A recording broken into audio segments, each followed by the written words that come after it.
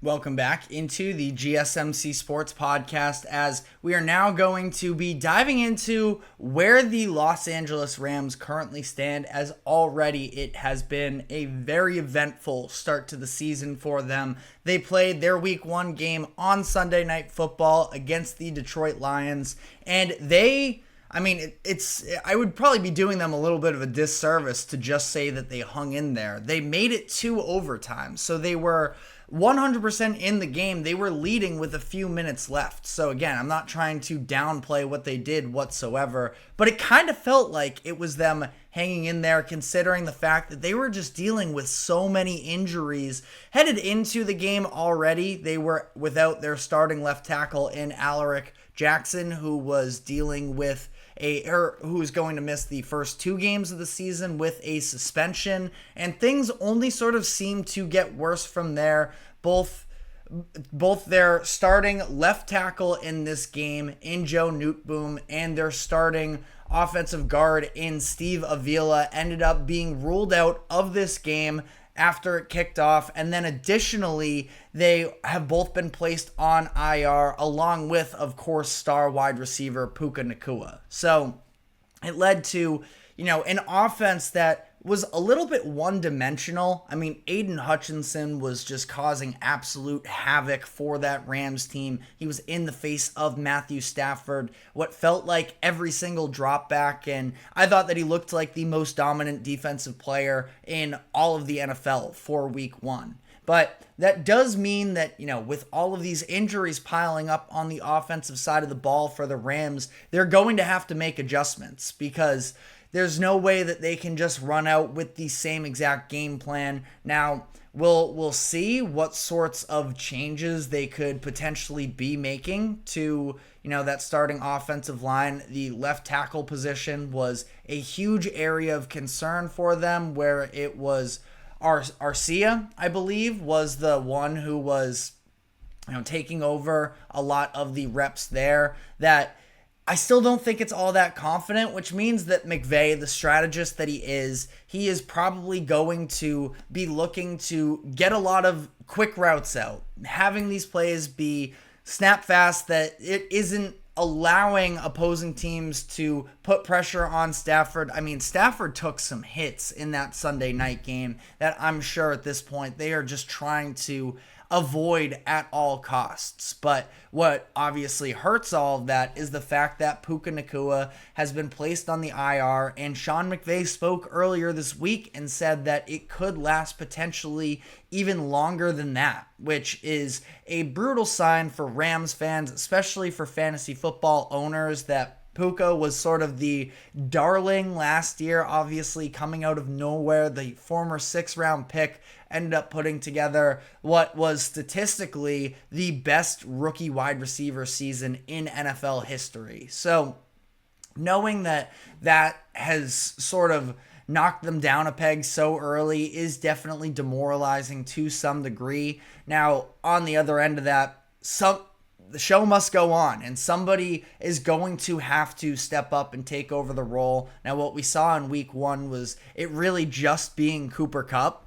But that being said, 21 targets on a game-to-game basis, that can't be all that you have. And I think that it means a couple things here. Again, the fact that Puka is out means that you have the likes of Demarcus Robinson and Tyler Johnson, who showed a lot of flashes in Sunday's game with some big-time plays. Does maybe seem like he could emerge for them. I think there's a lot of unknown there. There has been a lot of love surrounding wide receiver Tutu Atwell as well during the offseason, in terms of the strides that he's been making since they took him a couple years ago in the 2021 draft, that maybe, just out of the slot especially, he could take on a little bit more of a workload. We'll see there. I really don't feel great about the depth of the Rams wide receivers anyways. Again, they're fine options, but I mean, the biggest impact from a fantasy football perspective is Cooper Kupp is going to probably be, as long as, he stays healthy and as long as Matthew Stafford can actually stay upright in the pocket, that Cooper Kupp is going to emerge as probably the number one wide receiver for at least the next few weeks until there are other real options for the Rams. Now, I think that the other way that this could play into things is the fact that Kyren Williams, I think that he could look to maybe get more carries. I believe it was 13 in the week 1 matchup against the Rams. Part of the issue there, it was 18 carries, excuse me. But part of the issue there is that the offensive line just looked so bad. And now that is a little bit of a revamped Lions defense, that their strength is in the front seven. So that's a tough matchup there.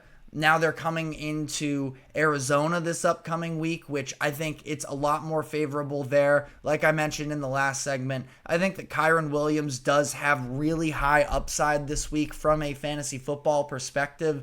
I do also worry, though, that is he actually going to have the running lanes? I think that he'll be a lot more of a must start in PPR leagues because, like I mentioned, it's probably going to be a lot of quick action for the Rams this upcoming week. And I think that Kyren Williams, he ended up having 3 receptions in Sunday night's game, and that might even take a step up. I could see a lot of screen game being intertwined into the Rams offensive game plan for this upcoming week. So I think that Kyren Williams, from a fantasy football perspective, also does at least somewhat benefit from the way that things have broken out here, but I still don't feel great about it because of that offensive line. Now, fantasy football aside, talking bigger picture here with the Rams, this is a problem for them, and injuries were something that were already a little bit of a concern to me, fair or unfair, but with Matthew Stafford and Cooper Kupp,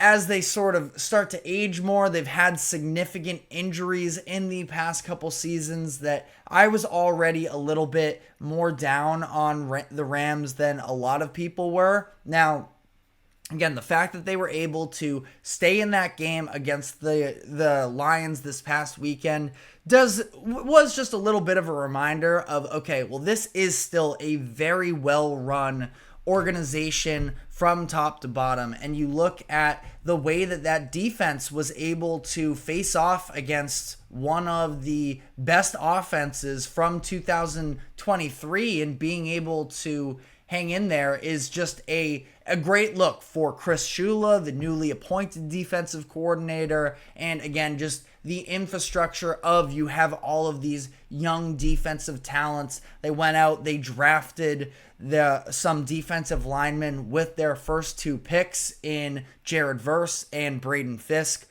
I thought the Verse looked pretty good for the most part. One thing, I talked about this in my episode yesterday, that I think the Verse is going to need to be better against the run. Got caught with a lack of discipline a couple times during that game that resulted in some big Lions runs. But, as far as a pass rushing standpoint, I thought that he had a pretty good debut for himself. You look at the likes of Christian Roseboom and Troy Reeder, both had pretty good games for them.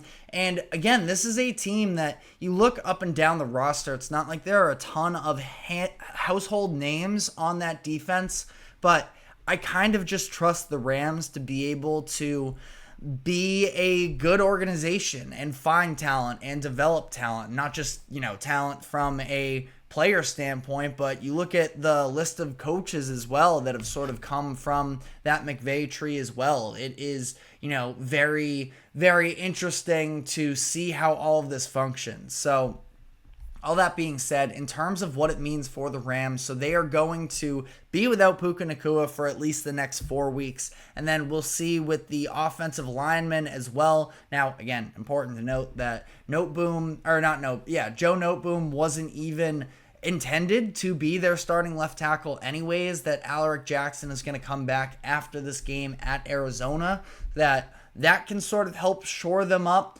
ultimately, they have an early bye week that actually probably goes in their favor, where their upcoming schedule, it is at Arizona this week, then versus San Francisco, obviously a very tough divisional matchup, at Chicago, and versus Green Bay that might not even have Jordan Love at that point. To me, it feels like you can get at least 2 games out of that stretch and stay in the mix, possibly even come out of it with a winning record. Now, we'll have to see. I do think that Chicago is going to be better than what they showed this past weekend, that the offense is going to start to develop, and that is a very tough defense. At Arizona is interesting this upcoming week as well, because while the Cardinals were definitely messy on the defensive side of the ball, they're a team that I like Zach Gannon a lot, their head coach, as a defensive strategist. I think that he's sort of feeling out what he has on the roster right now, and they should, in theory, be better than what they showed this past weekend. Also, for whatever it's worth, playing Josh Allen, who just makes things happen, that is never going to be an easy matchup. So, it's really this next 4-game stretch that I think is going to be borderline make or break for the Rams. Now, that being said, when we talked about their season preview earlier, it was at this point now, it was about a month ago, I think that the second half of their schedule, they do have a lot more favorable games, especially coming out of that bye week where you're at home against the Raiders, at home against the Vikings, at Seattle. You have New England in there as well, that you can sort of talk yourself into some wins, especially from the perspective if you're going with Sean McVay is just a better coach than, any of those teams that he is going to be facing, that you can talk yourself into it. But I think there is some real cause for concern for the Rams. I didn't have them as a playoff team this year, and not that I'm rooting against them by any means, but, I kind of feel like it's trending in that direction anyways if they can't sort of overcome some of these key injuries that have taken place for them. But let me know what your thoughts are in the comment section on that one. But we are now going to be talking about one of those teams we just mentioned as well, the Green Bay Packers, dealing with the most impactful injury really that we've seen across the NFL based off of week 1, in that Jordan Love is expected to miss several weeks with an MCL sprain. And we are going to be talking about whether or not the Packers are going to be able to respond to a loss in week 1 and moving forward here, what things look like for the Packers. Are they still going to be able to hang in this just, for these next few weeks while Jordan Love is out? So we will be discussing that. But first, we are going to be taking a quick break. Do not go anywhere. We will be right back.